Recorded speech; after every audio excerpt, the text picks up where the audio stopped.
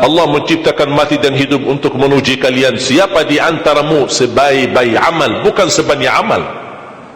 Allah tidak minta tahajud sepanjang malam. Bisa 2 rakaat tutup witir, sudah tahajud itu.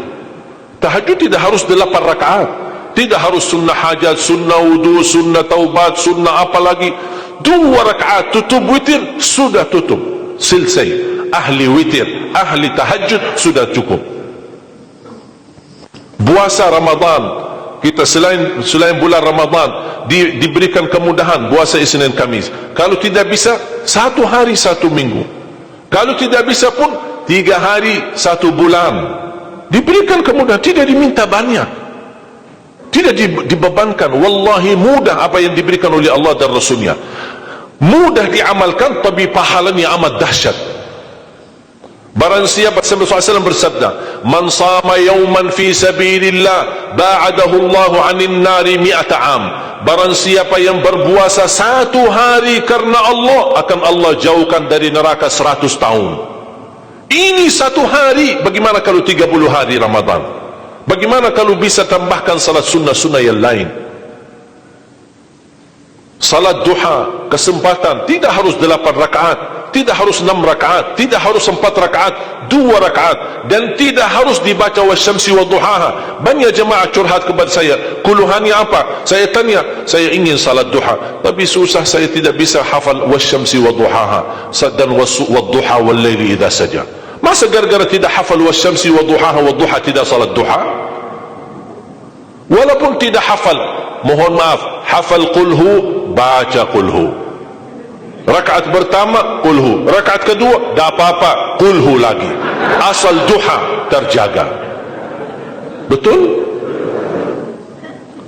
Witir, jangan lewat 1 malam tidak witir, walaupun tidak tahajud. Iman sah witir tambah tahajud, boleh witir walaupun tidak tahajud, boleh witir walaupun tidak salat malam. Saya punya kebiasaan, habis Isya sunnah ba'diyah, habis itu 3 rakaat sunnah witir, 2 rakaat muqaddimah witir, salam, baru 1 rakaat witir, sudah selesai. Saya beraktivitas kembali, ada jadwal, ada ini, apa kemana saya pulang ke rumah istirahat. Kalau saya bangun tahajud, saya bisa tahajud, belum azan subuh, saya masih bisa laksanakan tahajud, tapi tidak boleh witir lagi karena sudah witir duluan, sudah selesai. Rasulullah SAW bersabda, Inna Allah witir, yuhibbul witir, fa'autiru. Allah maha witir, Allah cinta witir, jagalah witir. Amirul Mu'minin Umar bin Khattab ketika ditanya, kenapa wahai Amirul Mu'minin suka witir sebelum tidur? Kata beliau, saya khawatir meninggal dunia dalam keadaan tidur belum witir. Salat witir, kalau tidak berkesempatan salat malam tidak apa-apa, tapi sudah namamu tertulis ahli witir.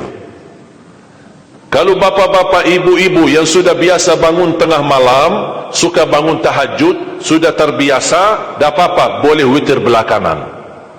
Tapi kalau ada yang merasa kekhawatiran atau tahu dirinya suka malas, bangun tapi malas-malasan, berat untuk laksanakan, daripada kita ketiduran, tidak salat sama sekali, mendingan witir amankan dulu. Diamankan witirnya supaya tertulis namamu ahli witir. Kalau sempat tahajud syukur, tidak sempat alhamdulillah sudah tertulis nama kita ahli witir.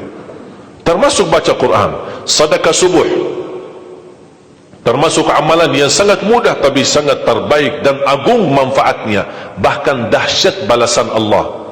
Kenapa sedekah subuh lebih istimewa daripada sedekah di waktu lain? Saya meyakini dan tidak diragukan, orang Indonesia paling suka bersedekah. Setiap majlis ta'lim, setiap ada acara kegiatan majlis ta'lim atau kota amal di waktu Jumat, dimanapun ada orang Indonesia pasti suka bersedekah, beramal saleh, mengisi kota amal. Tapi yang perlu diperhatikan pertama sedekah subuh. Kenapa sedekah subuh lebih istimewa? Karena ada malaikat yang Allah turunkan, tugasnya cuma satu, mendoakan orang yang bersedekah di subuh hari. Siapa yang tidak mau doa malaikat? Yang kedua, di subuh hari selalu kita bersedekah, termasuk di waktu subuh maupun di waktu lain. Sering saya memperhatikan jarang jamaah menggunakan doa sesudah sedekah, padahal doa sesudah sedekah atau sedekah disertai doa dahsyat, bahkan doa terjamin makbul. Saya harap mulai hari ini sudah siapkan kotak amal di rumah. Bapa punya satu, istri punya satu, anak-anak masing punya satu. Apa itu botol, apa itu kaling, apa itu kotak, terserah. Setiap waktu subuh, sebelum beraktivitas, isi sedekahnya. Kalau bisa isi, disertai doa. Pasti banyak hajat bapa ibu.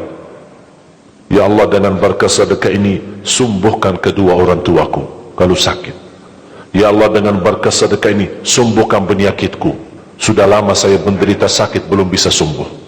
Ya Allah, dengan berkah sedekah ini, karuniailah kepada aku dan keturunanku menjadi penghafal Al-Quran.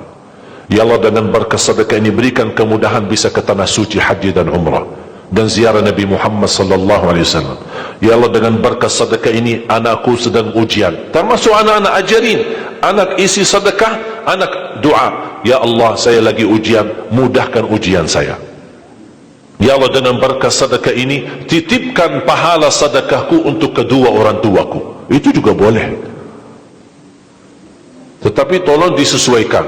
Jangan sedekahnya koin-koin, tapi doanya sampai terbit matahari. Malu sama Allah. Kelamaan kata malaikat doanya. Padahal sedekahnya teng, teng, teng. Kalau saya usulkan, satu kali sedekah, satu kali hajat. Termasuk anak-anak muda yang sedang melamar kerjaan, isi sedekahnya. Ya Allah, mohon dengan berkah sedekah ini, mudahkan lamaran kerjaan saya supaya diterima, menjadi kerjaan yang membawa rezeki yang halal.